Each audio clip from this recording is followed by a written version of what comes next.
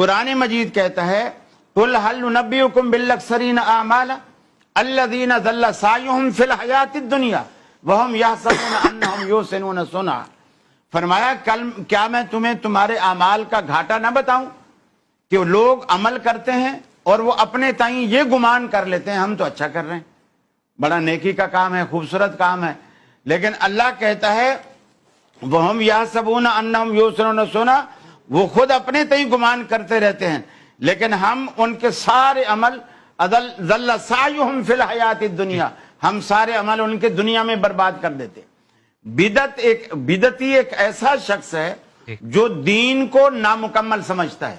وہ یہ سمجھتا ہے کہ اللہ کے رسول نے نعوذ باللہ یہ دین میں اتنی بڑی کمی تھی جو میں نے آ کے پوری کی،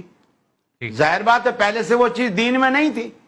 تو بدعتی اس لیے برا ہے، وہ یہ سمجھ رہا ہے کہ دین ناقص ہے، جبکہ اللہ تعالیٰ نے قرآن پاک میں کہہ دیا الیوم اکملت لکم دینکم واتممت علیکم نعمتی ورضیت لکم الاسلام دینا،